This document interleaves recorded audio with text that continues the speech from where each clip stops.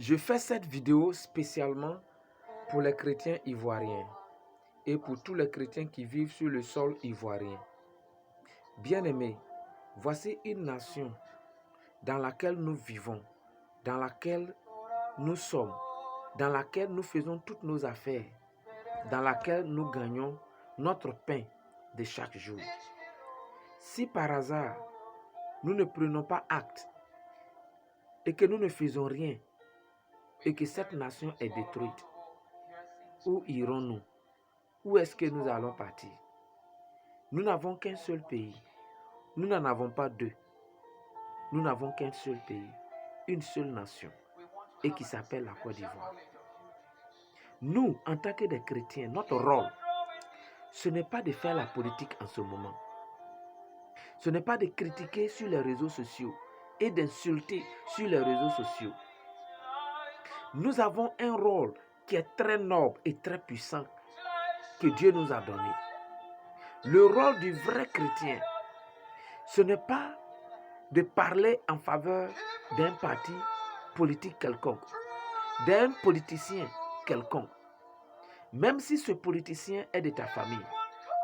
Le rôle capital, le rôle noble, le rôle le plus important, surtout en cette période difficile que la Côte d'Ivoire est en train de traverser, le vrai rôle du chrétien, c'est le rôle d'intercesseur.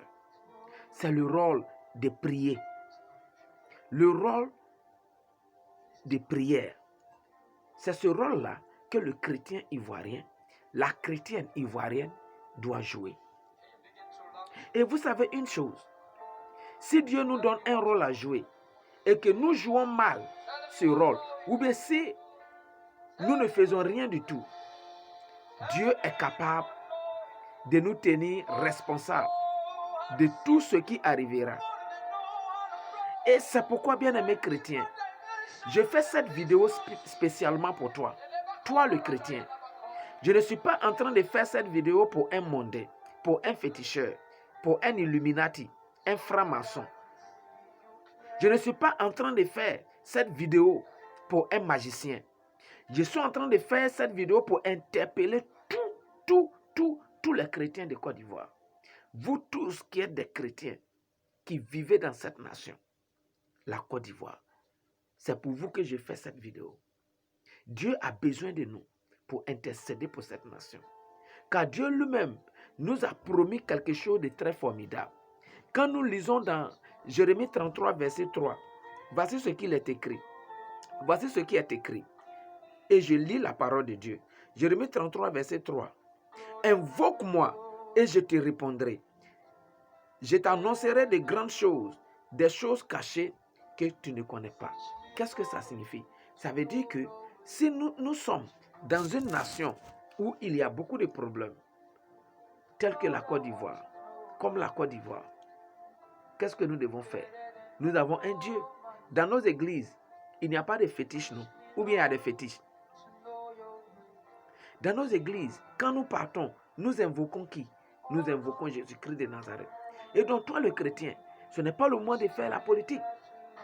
C'est le moment de prier, de te mettre en prière. C'est le moment de te mettre en quoi? En prière. Ce n'est pas le moment de faire la politique. Ce n'est pas le moment de dormir. Car Dieu ne viendra pas sauver notre pays sans que nous ne prions. Il faut que nous puissions prier. Cette parole, ce verset biblique de Jérémie 33, verset 3, dit quoi? Dit que si nous savons, nous sommes au courant que nous avons un problème, ou bien il y a un problème que nous voyons venir, que devons-nous faire? Nous devons invoquer Dieu.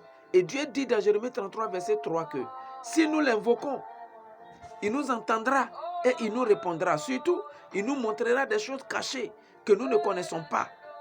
Ça veut aussi dire que si nous avons un problème et que nous n'invoquons pas Dieu, si nous n'invoquons pas Dieu, Dieu ne nous répondra pas et il ne nous montrera jamais des choses cachées que nous ne connaissons pas. Et donc, pour que Dieu nous exauce, pour que Dieu nous réponde, pour que Dieu nous montre des choses cachées de notre vie, de notre nation. Il faut que nous l'invoquions. Et c'est ce que je voudrais que cette vidéo fasse pour toi.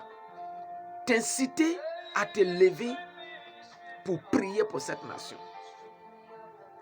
Nous n'avons pas de nation. Si aujourd'hui la Côte d'Ivoire est détruite, où allons-nous partir? Où allons-nous partir? Où allons-nous partir? Où allons-nous partir? Bien-aimé, tu dois prendre acte. Tu dois te lever et prier.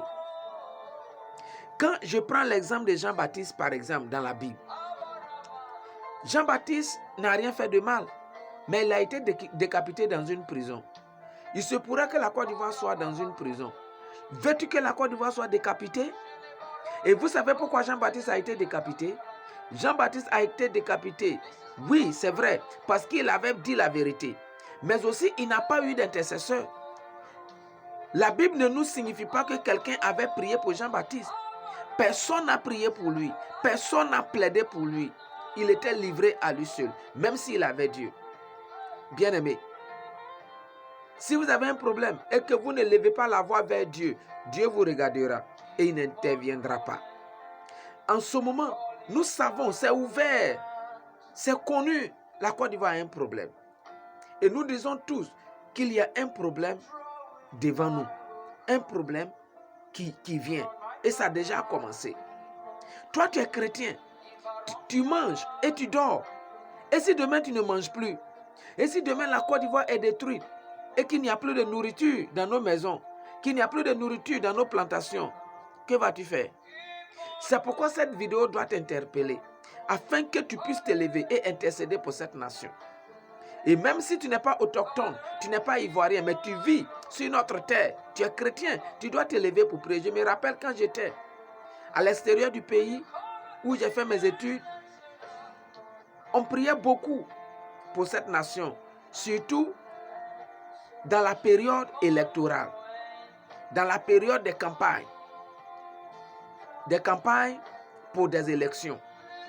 On priait beaucoup pour cette nation. Bien-aimés, en ce moment-ci, nous devons beaucoup prier pour la Côte d'Ivoire. Et comme ça, Jean-Baptiste a été décapité parce qu'il n'avait pas eu d'intercesseur. Mais Pierre, dans Actes chapitre 12, verset 4, jusqu'au verset 17, il est écrit que cette même bonne nouvelle que Jean-Baptiste annonçait, pour laquelle il a été décapité dans la prison, Pierre aussi a été arrêté de la même manière et mis en prison. Mais voici ce qui va se passer pour Pierre. Quand l'Église, ses frères et sœurs, croyants, quand ils ont entendu que Pierre avait été mis en prison, ils ne se sont pas laissés faire. Ils n'ont pas pris des machettes. Ils n'ont rien fait de mal.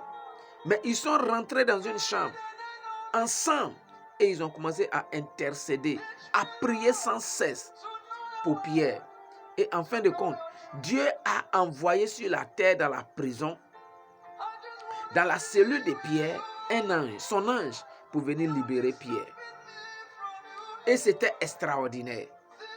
En ce moment-ci, c'est ce que nous devons faire pour notre nation, qui pourrait être en prison, peut-être. Parce qu'il y a beaucoup de problèmes aujourd'hui que nous n'ignorons pas. Et nous devons en parler. Il y a beaucoup de manifestations. Et qui sait, peut-être que d'autres manifestations sont en cours. Et combien de personnes mourront? Qu'est-ce qui va se passer? Nous ne savons pas. Mais Dieu le sait. Tout le monde pense qu'il a raison. Mais Dieu seul a raison. Jésus seul a raison. Et c'est à lui que nous devons faire recours. Nous devons avoir recours à Jésus-Christ de Nazareth. Nous devons l'appeler en Côte d'Ivoire et lui demander de nous aider. Il est la seule personne aucune organisation internationale ne pourra aider la Côte d'Ivoire. Mais c'est Jésus seul qui peut aider la Côte d'Ivoire. C'est pourquoi cette vidéo s'adresse spécialement à chaque chrétien, à chaque croyant, à chaque personne qui croit en Jésus-Christ de Nazareth. Pourquoi? Parce que Jésus-Christ nous a donné le pouvoir de renverser toute situation. Quand nous lisons dans Jacques chapitre 5, le verset 16, il est écrit, je lis la fin, Je cite la fin. Il est écrit que la prière fervente du juste a une grande efficacité. La prière fervente du juste a une grande efficacité. Ça veut dire quoi? Si les chrétiens prient de manière fervente dans leur maison, dans leur famille, dans leur foyer, nous pourrons ensemble renverser toute situation négative, toute situation satanique et démoniaque. La Bible dit que partout où nous mettons pied, nous possédons ce lieu. Mais comment? Dans la prière, dans la sanctification et dans la prière. Il faut que nous soyons éveillés. Il faut que nous nous levions. Il faut que nous nous levions dans la prière fervente afin que la Côte d'Ivoire soit glorieuse. Sinon, elle va sombrer dans les ténèbres. Yes, dans les ténèbres. C'est pourquoi je fais cette vidéo spécialement pour chaque chrétien ivoirien dans le pays et ceux qui sont à l'extérieur du pays. Nous devons nous lever pour prier. Il ne faudrait pas attendre jusqu'au dernier jour. Il ne faudrait pas attendre jusqu'à ce que la situation soit pire.